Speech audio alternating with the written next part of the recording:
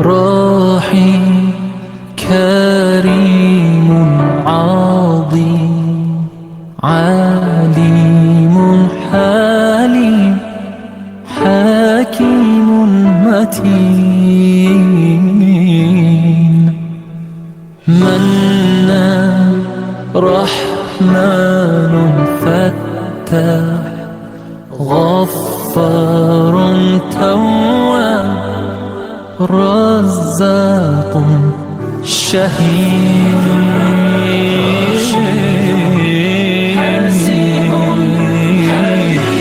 اللهم صل على محمد وآل محمد يا مسلمين صلوا عليه اللهم صل على محمد وصح محمد يا مؤمنين صلوا عليه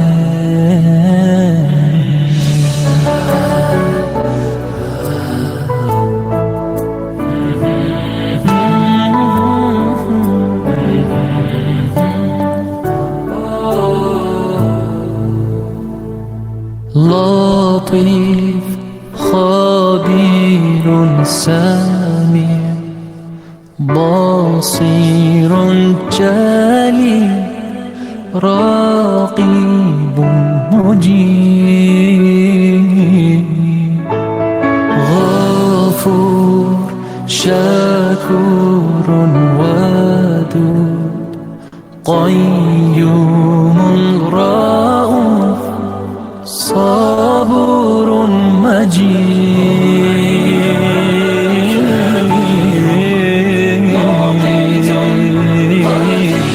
اللهم صل على محمد وآل محمد يا مسلمين صلوا عليه اللهم صل على محمد وصح محمد يا مؤمنين صلوا عليه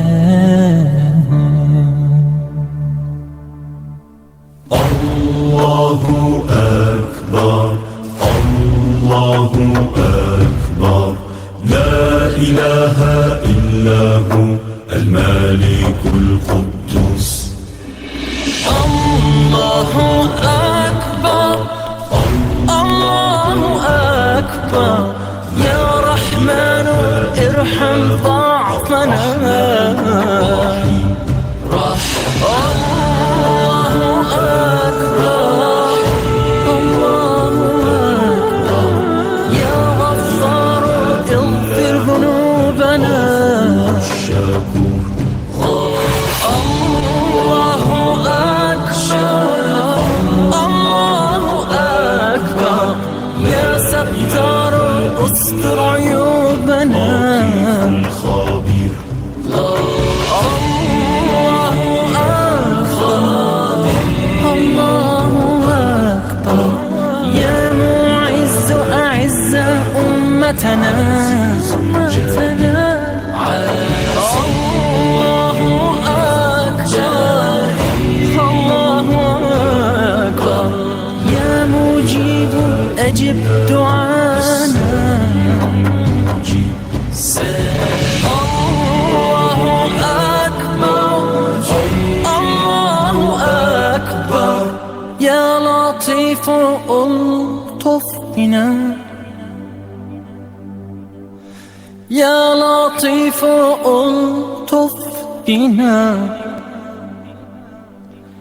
يا لطيف ألطف بنا ألطف بنا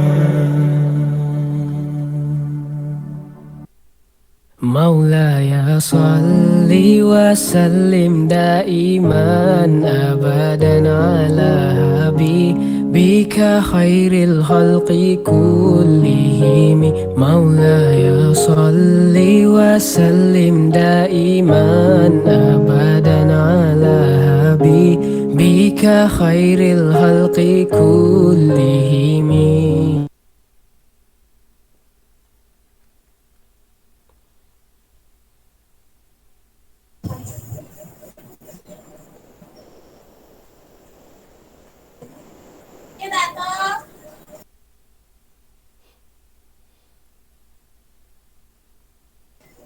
Assalamualaikum, Doctor. Good evening.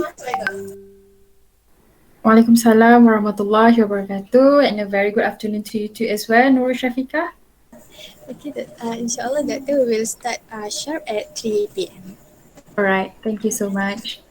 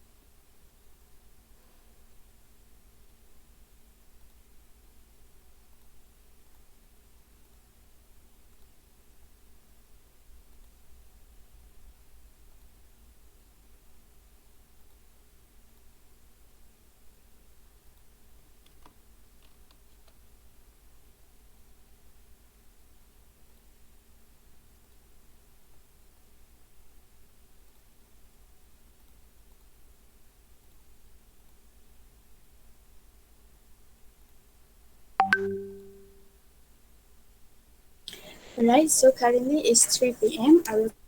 Let's begin the session today. Assalamualaikum and good afternoon to our honorable guest, Dr. Maisarah binti Muhammad Taib, Secretariat of Psychology PSYCSTA 2020-2021 lineup, and all students. My name is Nurul Shafiqah Fain binti Rosli.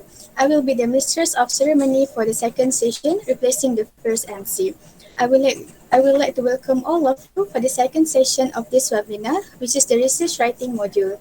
Alhamdulillah, praise and gratitude we pray into Allah Subhanahu Wa Taala who has been giving us blessings and opportunity to continue the evening session of this work. Please be upon our Prophet Muhammad Sallallahu Alaihi Wasallam, the last messenger, the best figure of this universe, the person who was able to save us from Jahiliyyah era to the Islamic era. Before that, I would like to make an announcement that since this is recorded, be mindful of your respective background sound. A little bit of the background of our speaker today. Dr. Maisarah has a PhD in psychology and Master of Health Science in Industrial and Organizational Psychology. She is specialized in work-based personality tests, personality and work-related outcomes, test development and test validation, also employment interviews. And currently, for this semester, she is teaching research methodology and handling the final year project. On the following agenda, let us together recite Kitab Al-Fatiha.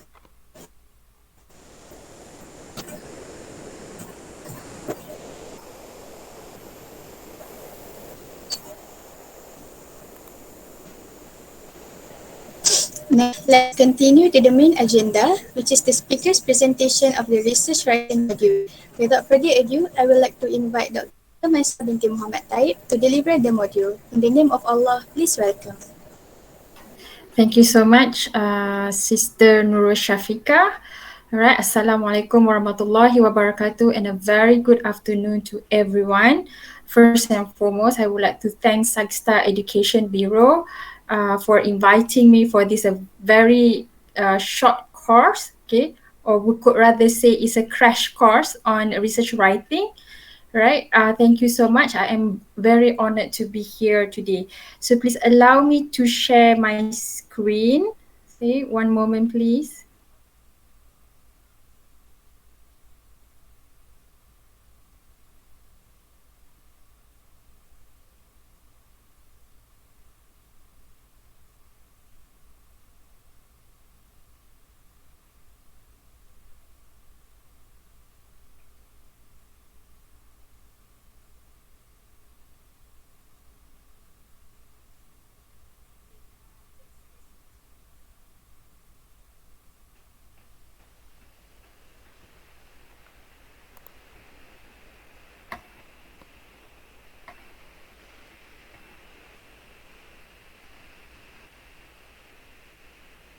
Bismillahirrahmanirrahim. Rabbi shrahli sadri wa yassirli amri wahlul 'uqdatam min lisani yafqahu qawli.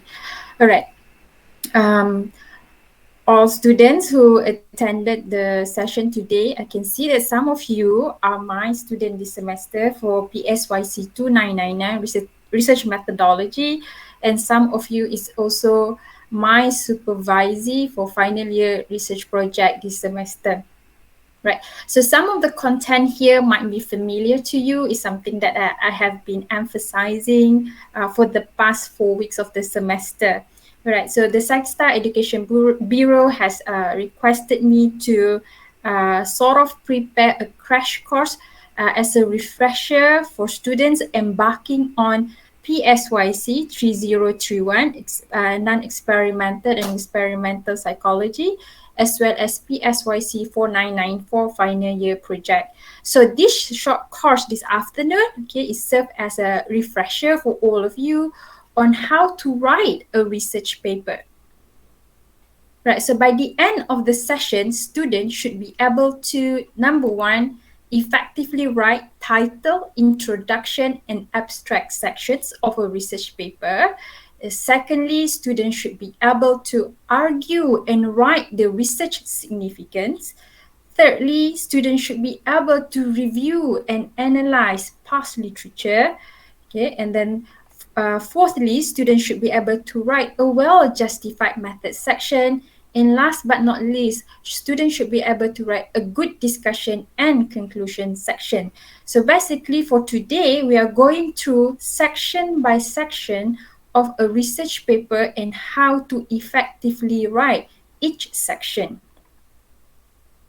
Okay, the structure of research paper in psychological research consists of firstly the title page, followed by an abstract, right, and then introduction, research significance, theoretical and conceptual framework, followed with literature review, method, results discussion, and finally a conclusion section. Okay, the challenge of structuring a research paper is not so much on the structure when it comes to psychological research. Okay, it's more on crafting your argument so that the reader can see clearly what is your research is all about, the significance of your research, and how the results of your research can contribute further to the understanding of knowledge in the area, as well as open for more research in the future. Right, so it's a matter of coherency and clarity. These two elements in research papers or in writing a research paper, I find that students find it very challenging for them to craft their argument so that the flow of argument is smooth, clear, and coherent. So today I'm going to provide you some options, right? I would rather say options that you may choose, okay, to structure your research paper and to craft your argument, because there is no one best way to do it. In other words, there are many ways to do it, okay, but the basic principles can be rather similar. Right, when it comes to research title, okay, your research title should be reflective of the research variables of your interest, and it should be reflective of your research method. In other words, okay, the moment the reader see your research title, they can already detect what is your research variable and what method that you will employ in your research. Okay, this is particularly important for PSYC 4994 final year project, right? When you first propose a research title to your supervisor, right? So your research title should be able to resemble, to reflect your research variable and research method. All right, these are some example of research title. All right, and the research title may vary by the nature of your research, whether your research is quantitative in nature or qualitative in nature. Right, when in terms of quantitative research, the title itself would be able to tell the reader whether or not you are embarking on experimental research or non-experimental research. Right, for example here, you can see the first research title for a quantitative research by nature, right? This is an example, the effect of face-to-face versus video conferencing employment interview on job applicants' reactions. Right, so based on this title, the reader the word the effect, all right, it reflects an experimental research. Okay, so before the reader further read your research paper, before your supervisor or second reader or second even assessor, okay, write your research proposal, when they look at the word the effect of, right, they have in mind that you will be doing an experimental research, right? And if you look at how the student write the title here, face-to-face versus video conferencing employment interview, okay, it reflects the manipulation of independent variable. And then on job applicant's reaction, okay, so the job applicant reaction here, all right, resembles the dependent variable. Okay, in another example of a student embarking on non-experimental research, okay, the research title is The Relationship Between Personality Traits and Mental Health Seeking Attitudes Among University Students in Malaysia. Right, so the word the relationship resembles a correlational research, okay, or student may go beyond correlation, but for FYP, final year project, okay, at the most student will go for correlation. Right, between personality traits and mental health seeking attitude. All right, so from the title, we can see that the predictor variable is personality traits. All right, look at the use of plural form of personality. So reader would presume that there will be more than one personality trait, and mental health help seeking attitude is considered as the outcome variable. So it is very important that when you write your research title, it resembles the method that you will use, and it resembles the variables, your research variables. Okay, when it comes to qualitative, all right, for your final year project, the term that you use, okay, when you write your research title, is a little bit different from quantitative. Okay, so for qualitative, all right, you don't use the word the effect or the relationship. Okay, so one example here is, okay, we would have to make do with it. Okay, patients live quarantine experience at the COVID-19 quarantine center in Malaysia, right? So what the student do here is, because this is a title of a paper that had been conducted, all right?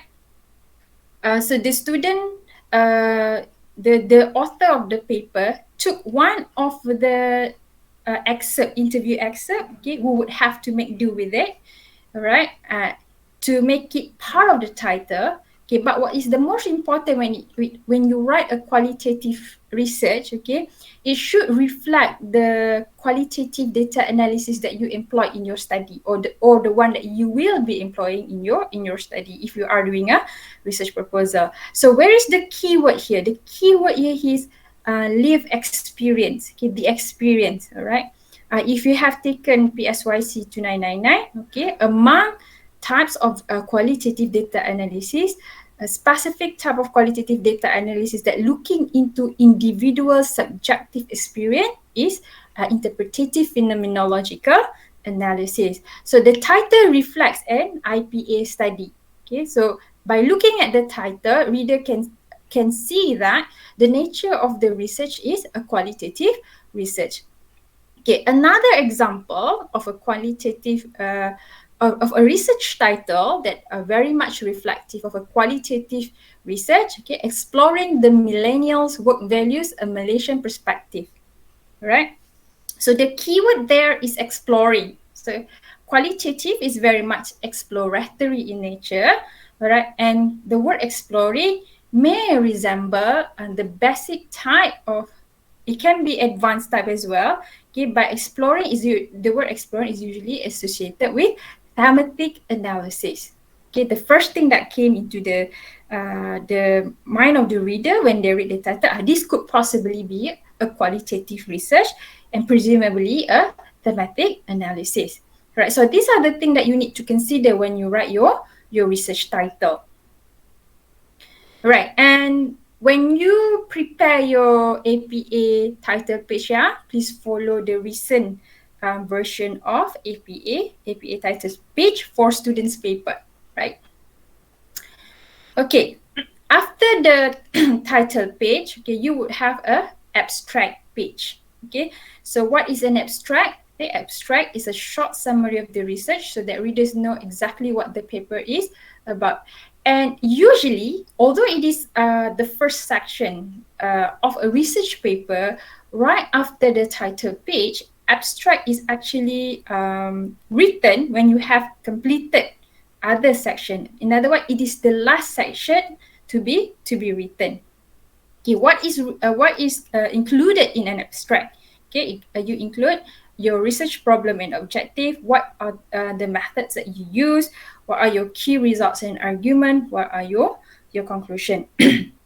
As a rule of thumb, right, an abstract is usually around 150 to 300 words, but there is often a strict word limit, so make sure to check the requirement of the university as well as the journal. So in the case of final year project, always double check with your supervisor, okay? And for the case of PSYC 3031, experimental and experimental psychology, okay, check with your with your course instructor. Okay, what is the adequate length of an abstract required? Right, if your assignment is not research report, okay, rather a research proposal, you don't have abstract, all right, but what you have is an executive summary. The structure is similar to abstract, but it is, you don't have key results, okay, what you have is, what do we call, expected findings, all right, and you would have, rather, instead of conclusion, okay, you would rather explain how your research may contribute to the theoretical development, okay, research development, as well as practical application. Right, that one we will go further when we discuss about research significant section. Okay, so this is an example of abstract. Right, as you can see, the student has chosen a format, a structured format of an abstract. Okay, where there is a subheader, okay, like background, aims, method, hypothesis, and results, right? You don't have to necessarily follow this kind of abstract, but this kind of abstract is actually very good for the reader it actually helps the reader to identify which belong to which is addressing which, okay? Like which sentence is addressing the aim, which sentence is addressing the background, and which sentence is addressing the method and result, all right? But as you can see here, okay, these are the thing that student always, okay, a common mistake made by student. Yeah, abstract should be written in past tense. As you can see, the student has used present tense here, for example, at the hypothesis, instead of it was hypothesized, the student wrote it as it is. Okay, and then to examine the moderating role, okay, the moderating effect, not the moderating role. Okay, finding demonstrated. Okay, so those kind, moderate is present tense, it should be written as moderated. But if you like I said earlier, if you are not doing a research paper and your paper is a research proposal, you don't call it abstract. You can use this kind of structure, right? You can use the term executive summary. Okay, and then you can use the structure like how the student do it, like a background and aims and method. Okay, but everything should be written in future tense, right? And you don't have results. Okay, what you have is the expected findings and your research significance. All right. In some journals, okay, they would require you to list down the keyword. Okay, so the student is looking into the influence of dark personality traits on counterproductive work behavior, with perceived organizational politics as the moderator variable. So the keywords there also reflective of the research title. All right. Now we move to introduction section. Okay, introduction section. Okay, although it sounds easy, but it's actually rather difficult to construct a good introduction section. All right, so what should a introduction section consist of? Okay, a good introduction section would present the research background and then the problem statement, okay, and the whole section should end with a research question and research objective. Okay, so what is a research background? Okay, so the background of the study establishes the context of the research. Okay, research background also explain why this particular research topic is important and essential. Okay, and it is usually the background forms the first section of research article or thesis, and it justifies the need for conducting the study, and it summarizes what the study aims to achieve. Okay, so when you write an introduction section, okay, you must first present the context of your research. Okay, what is the background of your research, and then followed by the problem statement. All right, you don't necessarily have to have that particular subheader called research background and problem statement. All right, especially like FYP when you have limited space. All right, or you can also see the rubric of the, okay, and also depend on your supervisor. Okay. But if you look at a journal article, for example, all right, they don't have a header called research background, problem statement. Okay, what they do is everything is lumped into an introduction section, okay, including the research significance and theoretical framework. All right. So they put it all in research background, but the way they structure the argument, okay, the reader can see that the element of research background, problem statement, theoretical and conceptual framework, as well as research significance, is well written in the introduction section. So the first thing just now is you must present the context of your research, and then followed by the problem statement. Okay, the problem statement is an area of concern, a gap in the existing knowledge, or a deviation in the norm or standard that points to the need for further understanding and investigation. Briefly, okay, problem statement addresses the question, what is the problem that the research will address? Okay, it should address a gap in knowledge. It should be significant enough to contribute to the existing body of research, and it should lead to further research. Okay, a tips for you when you write introduction is, right, okay, let me give you an example so that you can see the flow. Yeah? Okay, this is example how to structure the introduction for a topic on personality and job satisfaction. So how the student do it? Okay, for example, in paragraph 1, start to define the variable. Okay, define job satisfaction and present statistics, okay, on job satisfaction, and highlight problems that warrant for further research, or in other words, highlight why it is important to research job satisfaction. So use the paragraph 1 to introduce your first variable. So for in this context, the student choose to introduce the job satisfaction. Okay, so when you present the definition and the statistics, okay, you are presenting the research background. Okay, when you highlight problems that warrant for further research, okay, you are highlighting the problem. Okay, in other words, you are highlighting the problem statement of your research.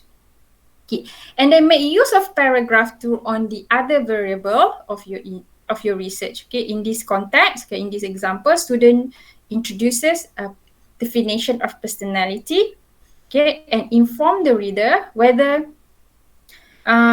she or he or the student using Big 5 Ocean or Big 6 Hexaco personality model, okay, and why there is a need to research personality traits in the work context. Okay, in other words, what is the problem with personality at work? You need to highlight the problem.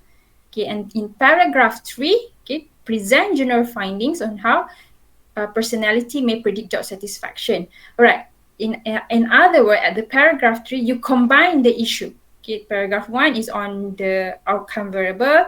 Paragraph 2 is on the predictor variable, and then on paragraph 3, you present the issue in relation with personality and job satisfaction. Okay, highlight why further research is needed in this area and why you want to research the relationship between personality traits and job satisfaction. Okay, so this is a basic flow. Okay, if you feel like it is so difficult to craft the flow of your argument, so what you can do, you can follow this basic row. Okay, paragraph 1 on one verbal, paragraph 2 on the other verbal, and paragraph 3 is the combination of the two verbal. But the basic principle is similar. Present research background first, and then what is the problem and how it leads to your study, okay, or your proposed research. All right, so another example, this is an example of how it is written. Okay, for this, I choose my students' work on personality traits and mental health help-seeking attitudes. Okay, so this is the student paragraph 1, highlighting the issues on mental health help-seeking attitudes. Okay, the student begin, okay, by highlighting a recent study that has shown Malaysians are reluctant to seek help when it comes to mental health concern, right? In another research also mentioned that the reluctance in mental health help seeking of the Malaysian is a common problem, especially when it comes to mental health, seeking mental help from professional psychological help from psychiatrists, therapists, counselors, and clinical psychologists. And then the student, okay, so this is the context. Okay, the context is Malaysians are reluctant. Okay, and then another context presented, okay, the research background is, it is especially common when it comes to seeking help for mental health concern and seeking professional psychological help, right? And then the student highlight, this further supports the need for research on mental health seeking attitudes in Malaysia, and accordingly, it has been suggested that more research should be carried out in order to properly identify the barriers and facilitators to mental health help seeking. Okay, you can see that there is a research background on point number 1. Number 2 is what is the problem? The problem is Malaysians are reluctant, okay, and they are very much reluctant when it comes to mental health concerns. And then the student argue why it is important to further research, okay, in order to identify the barriers and facilitators to mental health help seeking. Okay, so this is the first paragraph of the introduction, where the student has successfully presented the context or the background, okay, and the problem, right, and how it leads to further research.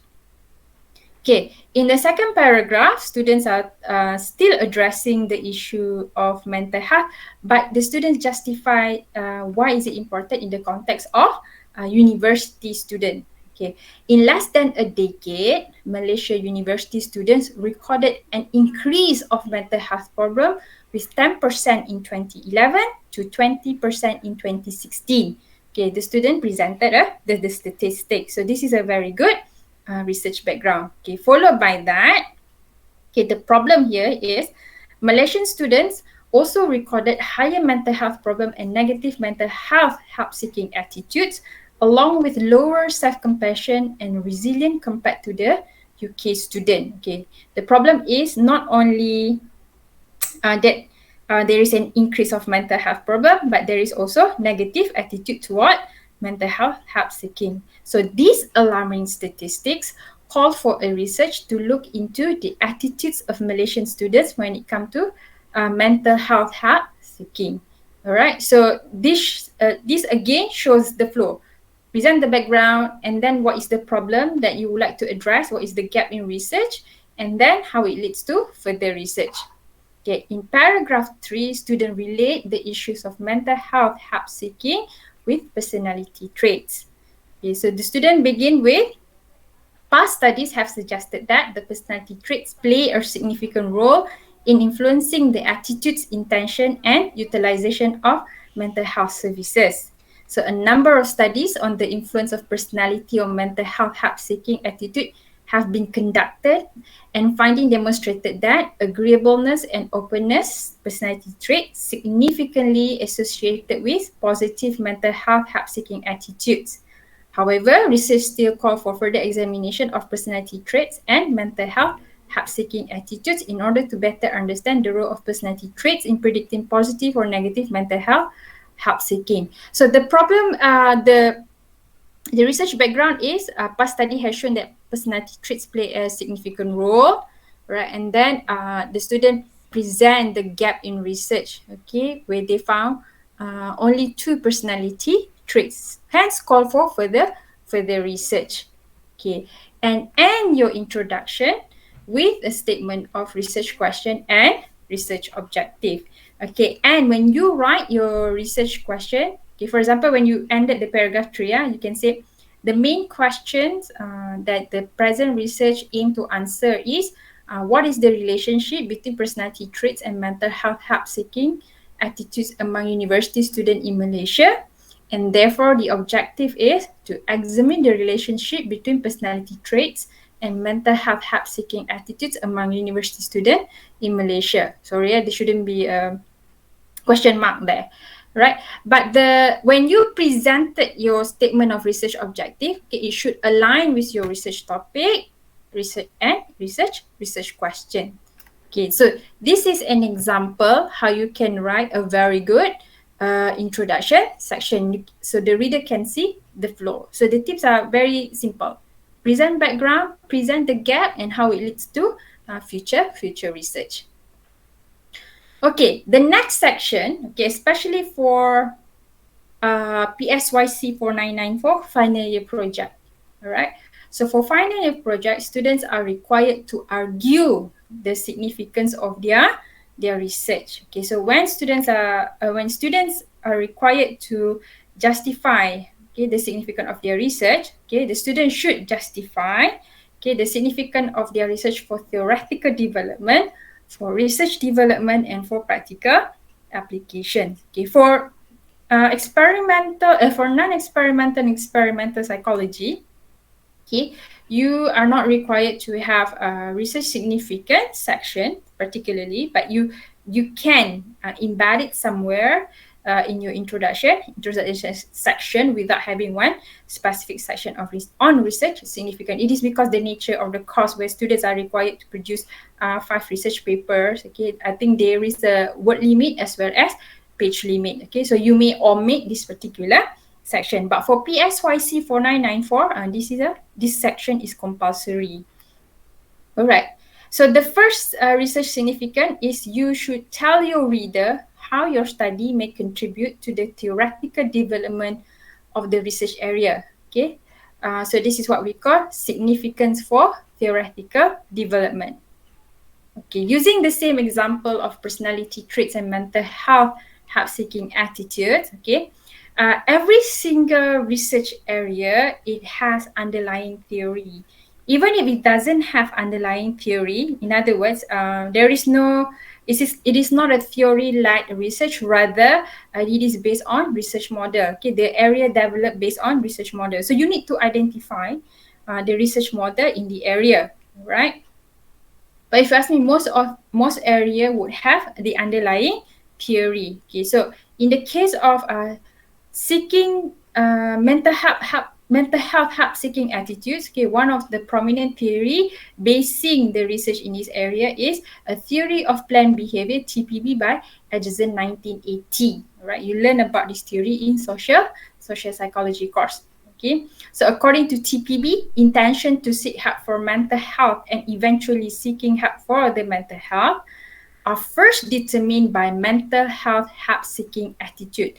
That is whether one has positive or negative attitude toward seeking help for mental health. Right? Before they have the intention or before they decide or even committed to seeking help for mental health concern, okay, the first thing that must be present there is the attitude. Okay, whether one have a good or negative attitude toward seeking help for mental health.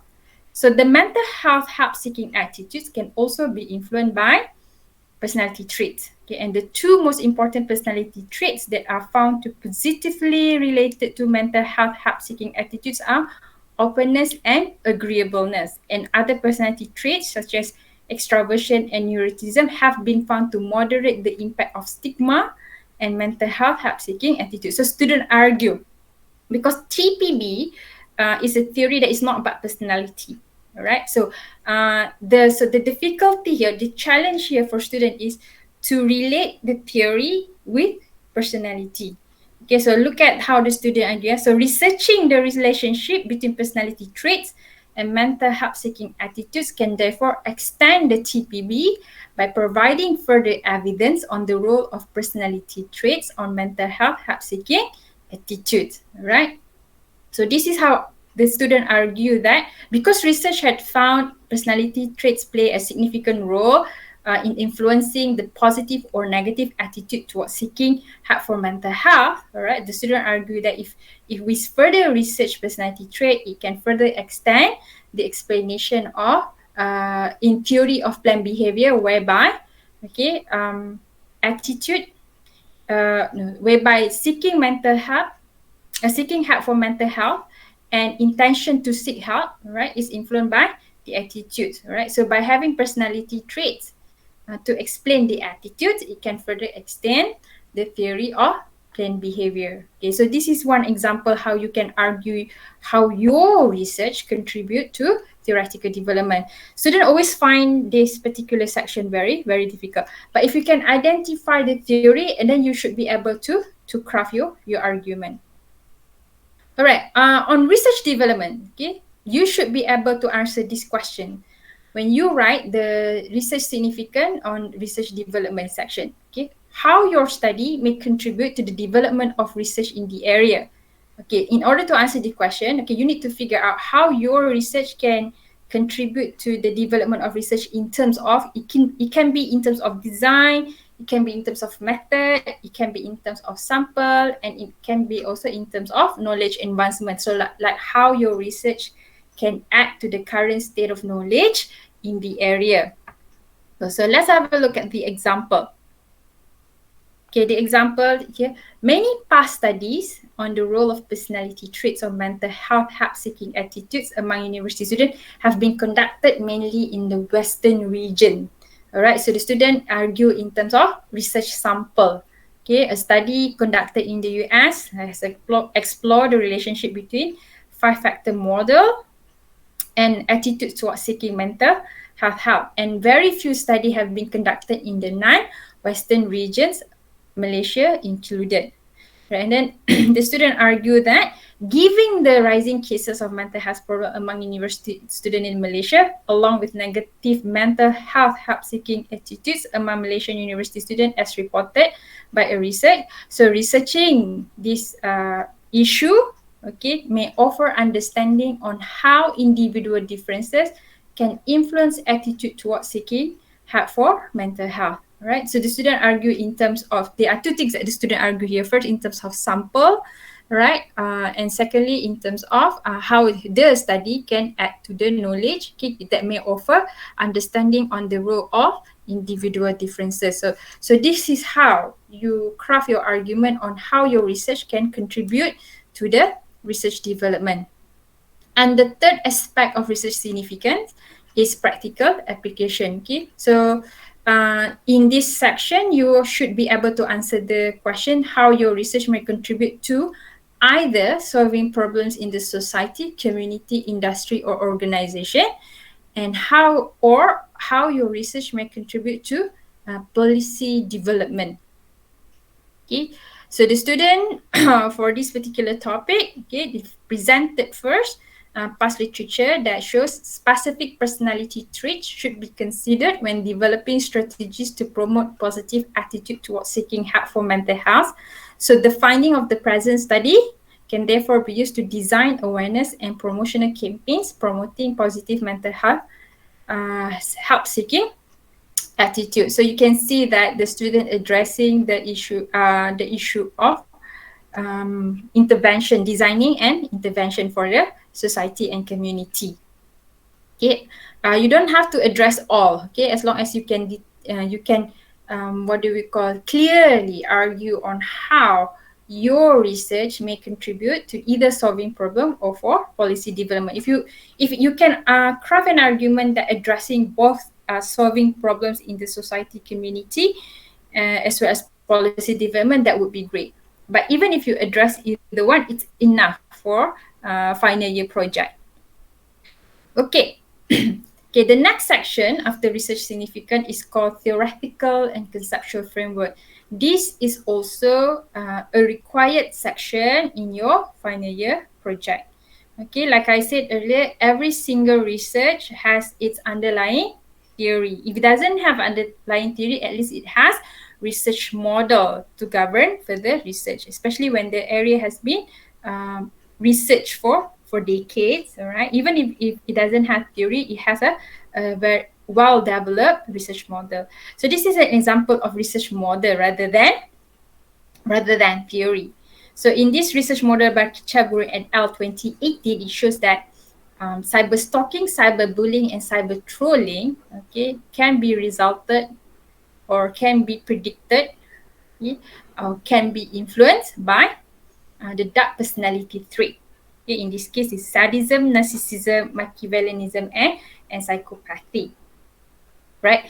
And the student, based on this research model or theoretical framework, derived its own conceptual framework on narcissism and cyberbullying. So you can see that the conceptual framework is your research, okay, and your research should be based on theory or research model. So in this case, it's a research model, okay.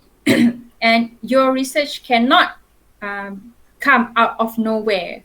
All right, so you must have at least a research model to support your conceptual framework. So how did you get this theoretical and conceptual framework? Okay, many of you here who have currently registered for PSYC 2999 with me, okay, I have taught you in my class that because of the advancement of technology, okay, Okay, traditionally what we do is we read research paper, review paper specifically. It can be narrative review, it can be meta-analytic review or systematic review. And from there, the researchers or the reviewers has drawn the research model for us to adapt to derive our conceptual framework. Okay, in some cases, right, you can go directly to theory. Right.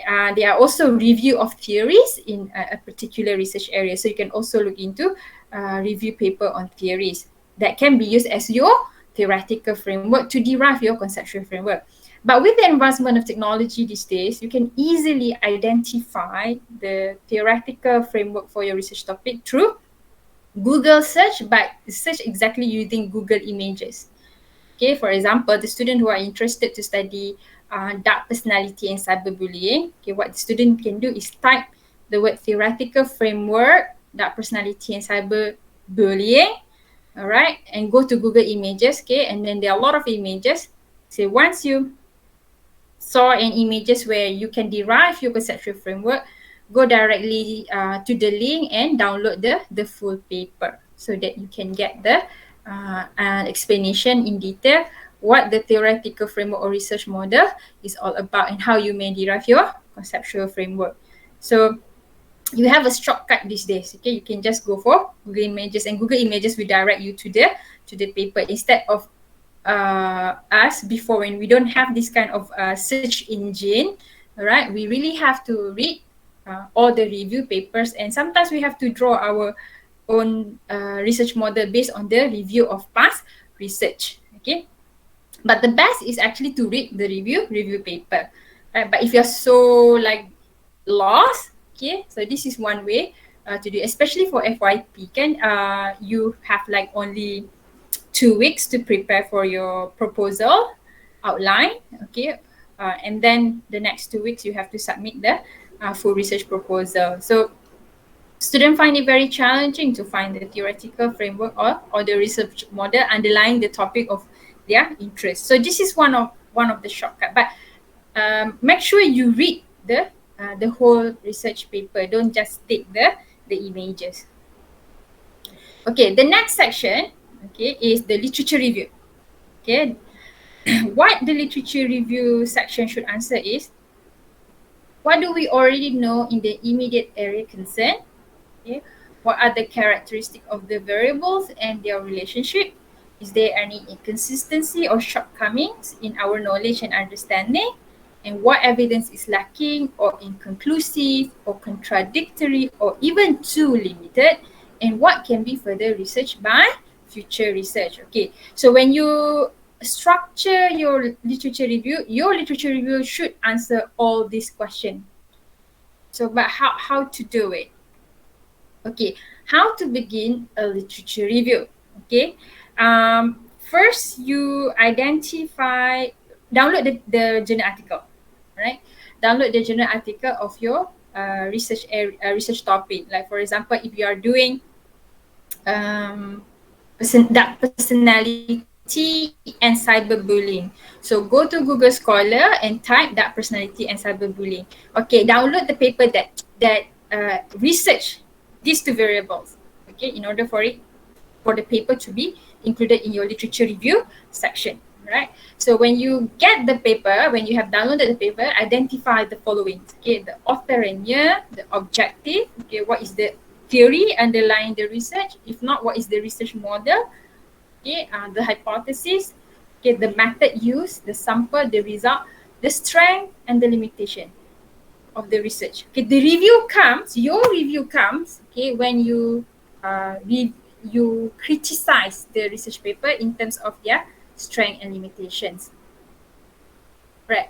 And then I always ask my student to do this particular tabular summary. So you can see like what is the objective, what are the variables, okay. I don't determine like what are the particulars needed there. Like for example, my student here, they have a different items, okay.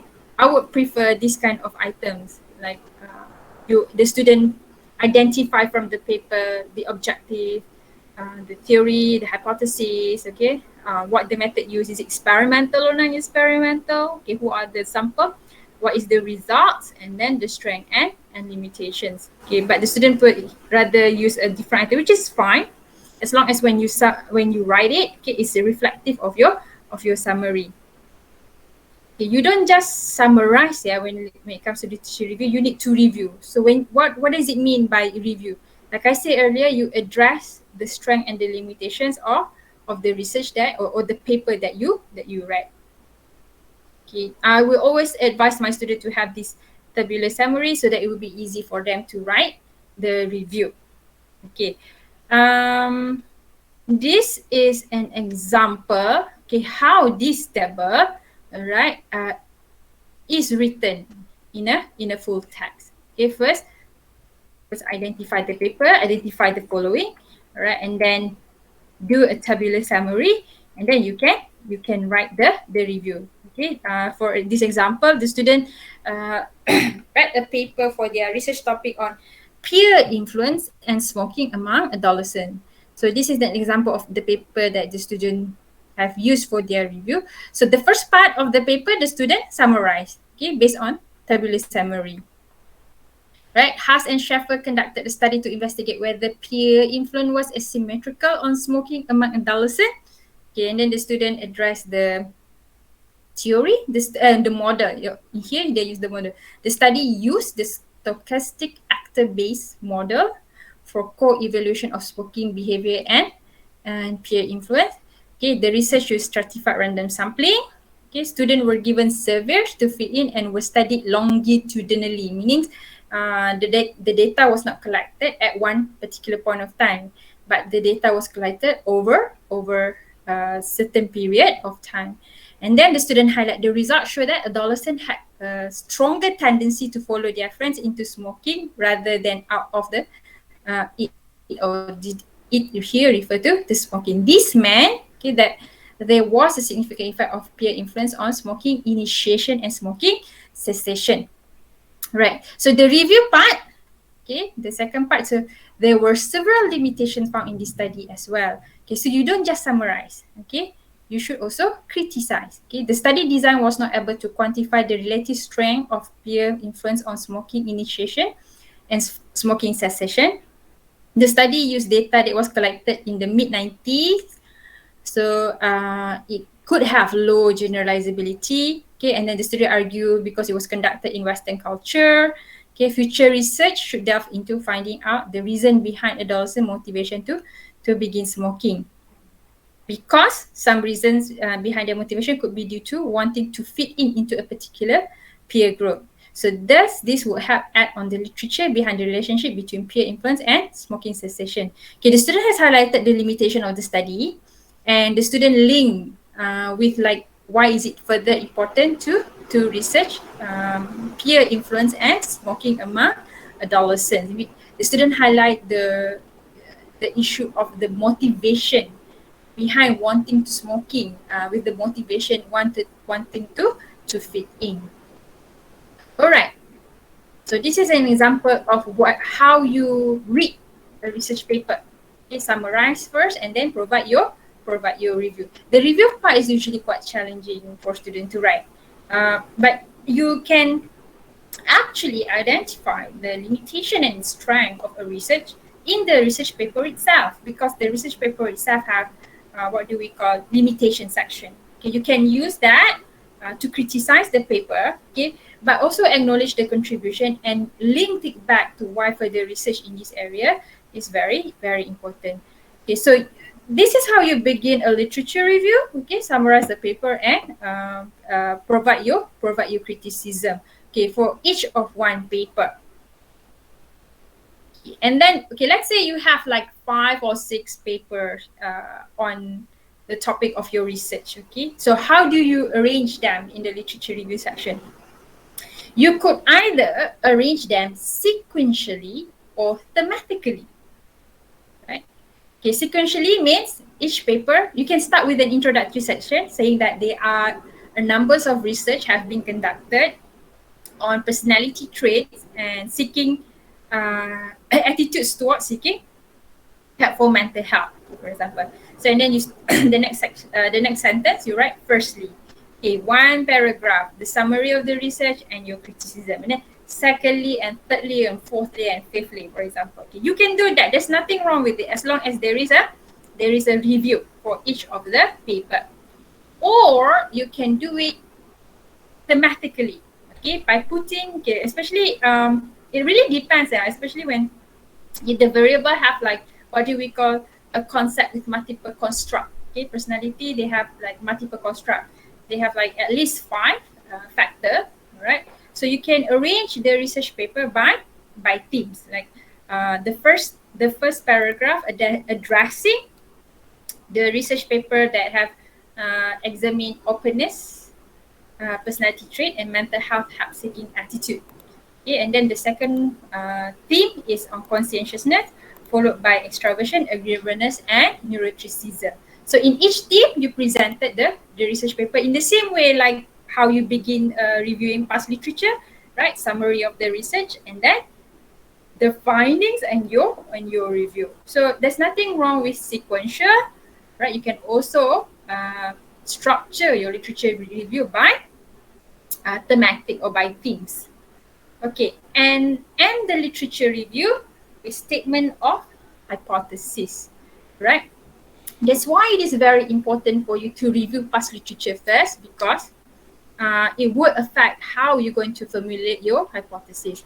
So hypothesis reflects the general problem under study. It has to be testable and operational, right? And depending on method, it may test relationship and difference, right? And hypothesis, okay, can either be formulated as non-directional hypothesis or directional hypothesis. So when you review the research, especially when you do tabular summary at first, you can already see the pattern, like whether the findings are consistent or inconsistent or mixed. Okay, if all research shows positive relationship, right, you can confidently formulate a directional hypothesis. Okay, but if the research like some found no relationship, some found negative, some found positive. Okay, in other words, it's a mixed direction, right? So you cannot formulate a directional hypothesis. You should rather opt for non-directional hypothesis.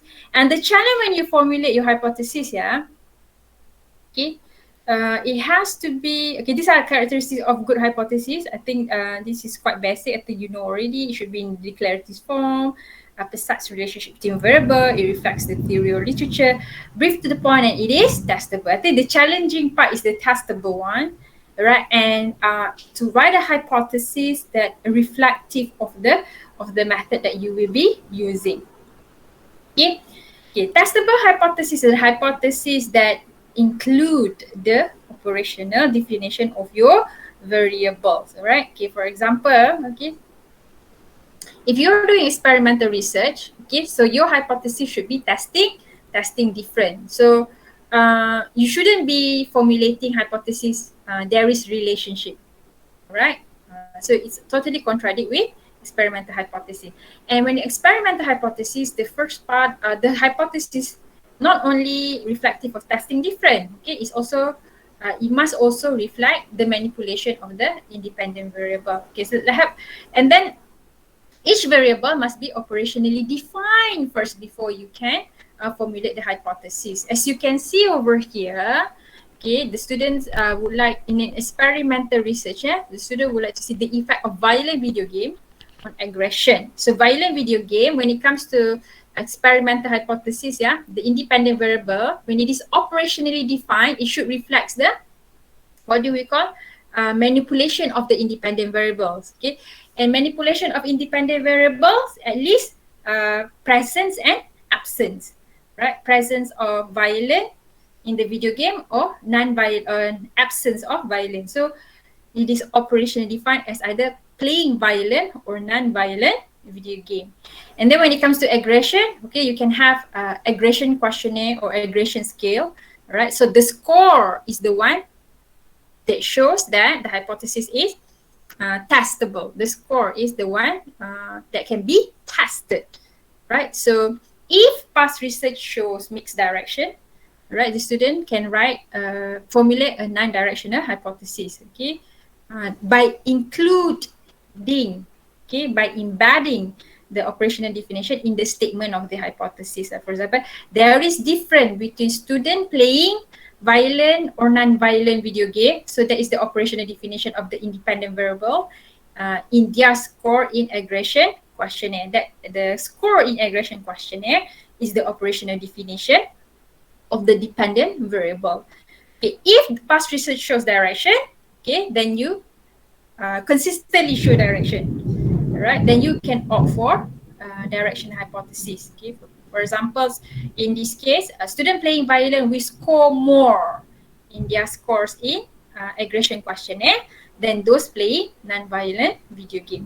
Okay, similarly, when it comes to non-experimental or testing a relationship, right, you have to operationally define your predictor variable and outcome variable. Remember, IV and DV is only used in experimental research, and for non-experimental research, they have predictor variable and outcome variable. So when it comes to relationship, it's quite easy because mostly you just use two scale, one scale reflective of predictor variable, the other scale reflective of the outcome variable, right? And then you operationally define it as a score in whatever scale, right? And then another, the outcome variable, a score in aggression scale. So for the non-directional, you would say that there is relationship between the score in violence in video game questionnaire and the score in aggression questionnaire.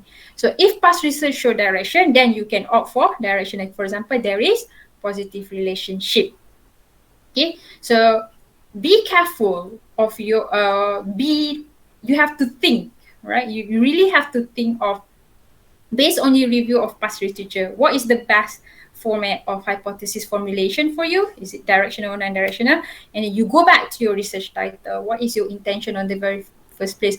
Are you testing difference or are you testing relationship? Okay, and then when you write your research hypothesis, make sure that it aligns back to your research to your research title, research question, and research objectives. They should be consistent. Okay, so like for example, in this case, the example I gave earlier, personality traits and mental health help-seeking attitudes among university students. All right, so the hypothesis is there is a significant relationship between the score in openness subscale of Big Five inventory to extra short and the score in attitudes towards seeking professional psychological help short form. Okay, so the score here is reflecting of testable hypothesis. Okay, and the use of scale is reflecting of the observable part of the operational definition. So the student opted for non-direction hypothesis because there is no consistent direction in past research, and it's aligned with the research objective, research question, as well as the research title. All right, so once you completed your literature review section, ended with the, what do we call, hypothesis, all right? And then before you write your hypothesis, have a one macro, okay, macro, what do we call, okay, when you start your literature review, just now you have an introductory sentence, right? There are numbers of research that have been conducted on the relationship between personality traits and mental health help-seeking attitude. Firstly, a research by blah, blah, blah. Okay, let's say you do sequential. Secondly, thirdly, fourthly, and fifthly. Right, and then have a conclusive sentence. Okay, a macro one. Overall, past research shows that there are inconsistent findings or mixed findings on the relationship between personality traits and seeking help for mental health concern. Okay, so therefore, okay, the present study formulated the following hypothesis. There is a relationship. Okay, there is a relationship. You don't say there is a positive relationship because your overall macro conclusive sentence shows that there is no consistent direction. So by right, your statement of hypothesis reflective of non-directional hypothesis. So once you ended that section of literature review and with your statement of hypothesis, so the next section is the method section. All right, so I think I think based on the tentative, we are supposed to have a short break, kan? PSYCSTA? Yes, Doctor. Okay, so let's have a short break and we may continue on method section, results and discussion.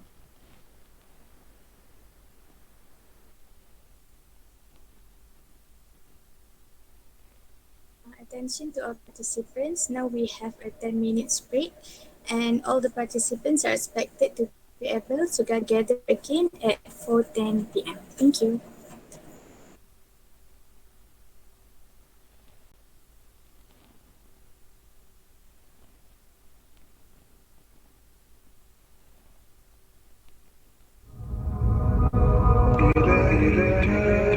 إليك إله الخلق أرفع رغبتي وإن كنت يا ذا المن والجود مجرما ولما قسى قلبي وضاقت مذاهبي جعلت الرجاء مني لعفوك سلما فما زلت ذا عفو عن الذنب لم تزل تجود وتعفو منة وتكرما إليك إله الخلق أرفع رغبتي وإن كنت يا ذا المن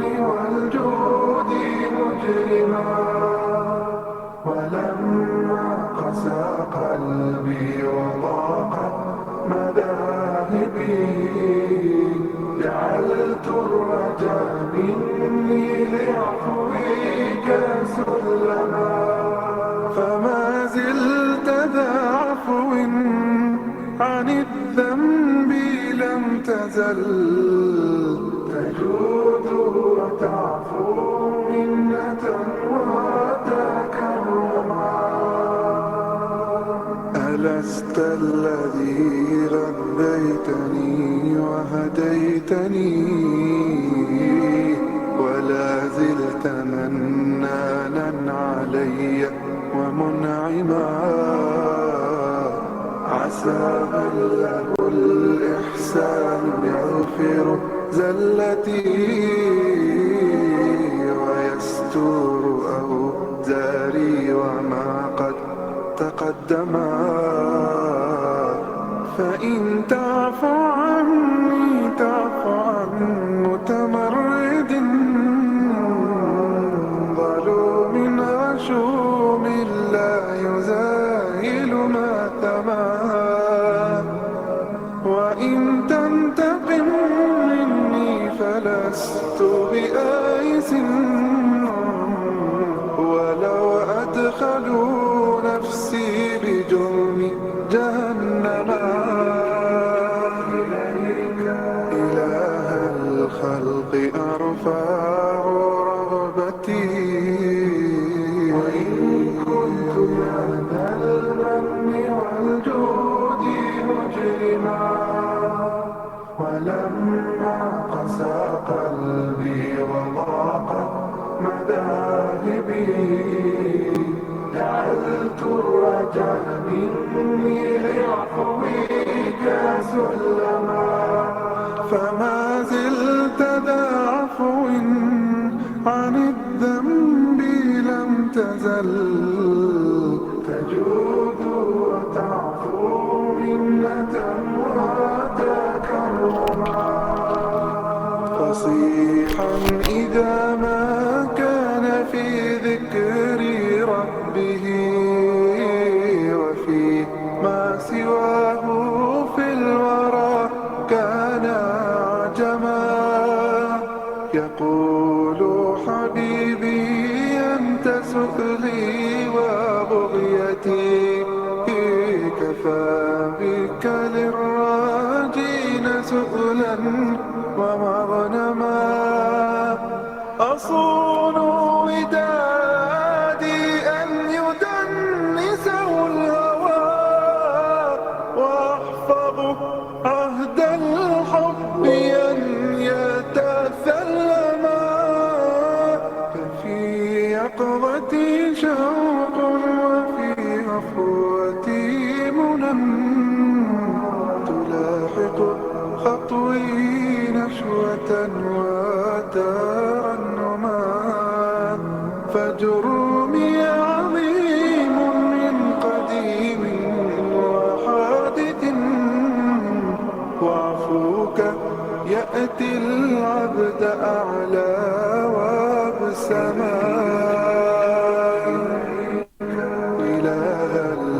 الخلق أرفع رغبتي وإن كنت يا ذا المن والجود مجرما ولما قسى قلبي وضاقت مذاهبي جعلت الرجاء مني لعفوك سلما فما زلت ذا عفو عن الذنب.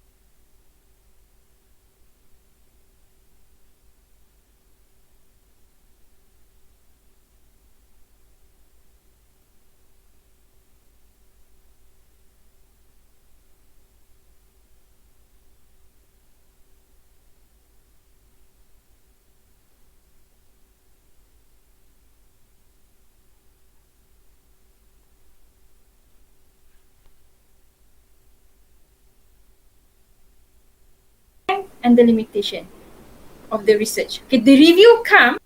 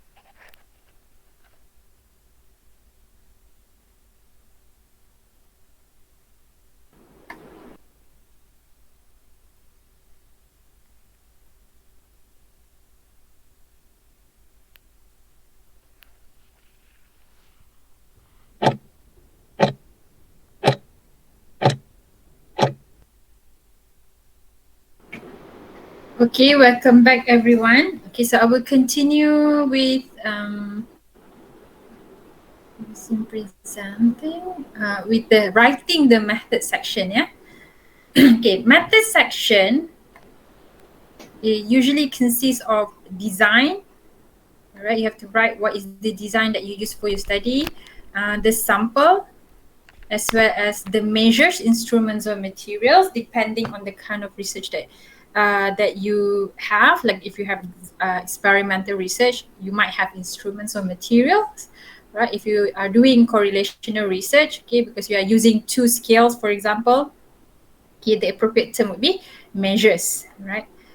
And then if you are doing qualitative, if you have like interview transcript, you might want to use the term materials, right? And the procedure, okay, the procedure should be on how you describe your data collection procedure as well as the data analysis procedure. Right, so when it comes to design, okay, depending on whether your research is quantitative or qualitative, okay, you should describe design, your research design reflective of the nature of your research. For quantitative research, okay, if you are doing non-experimental research like correlational study, okay, or relationship study, okay, so your design should be cross-sectional survey design, especially when you collect the data at one point of time, meaning there's only one, distribute the questionnaire or the scales once, right? Not like you have time 1, time 2, or time 3, right? Okay, time 1, time 2, or 3, like you collect data over time. So your design should be longitudinal.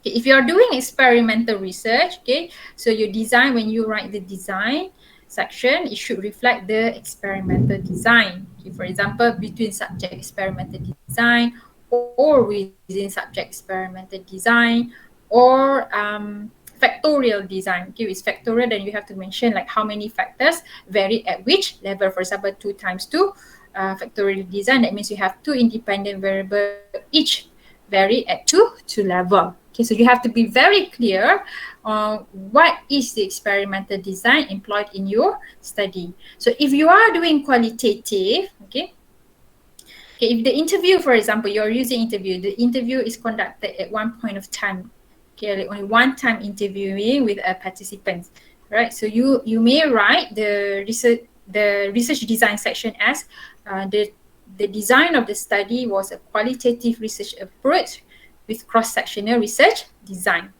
Okay, and if you are interviewing your participants and the nature of the interviewing, for example, require the participant to recall back past experience, okay, you may want to add that this research employ cross-sectional research design with retrospective qualitative approach. That means the nature of the interviewing is interviewing past experience that is recalled back. So that's what we call by retrospective.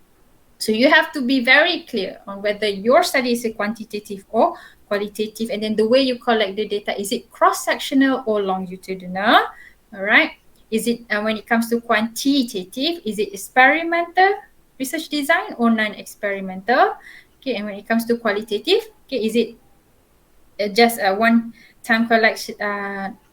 What do we call the experience that is still at present or something that is recalled in the past? Okay. All right. And after you completed the design, okay, the next section is sample. Okay, in the sample section of participants, okay, you should describe how you determine your sample size and what sampling strategy that has been employed for your research. Okay, when it comes to determining sample size, right, there are 4 ways that student may consider when it comes to estimating sample size. You can either use the rule of thumb, or you can use a specific formula, or you can also use specific statistical software calculating a statistical power, okay, and the sample size.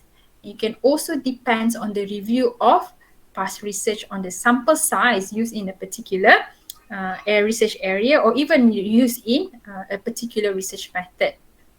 All right. When it comes to rule of thumb, yeah, I think everyone knows this. Okay, for experiment, you must have at least 30 participants, and for non-experimental, you must have at least 100 participants for an adequate statistical power. But still, this also this is just a rule of thumb, so the accuracy is still questionable. So what you can do is use a specific formula. Okay, for example, for a correlational and regression studies, you can use Green 1991 formula of estimating sample size. Okay, for example, when you have 5 predictors, like 5 personality traits, right? So the formula, the minimum required sample size is 90, and hence you targeted more because in fear of participant mortality or withdrawal from study, and then you report the final number of the participant and what is the response rate, right?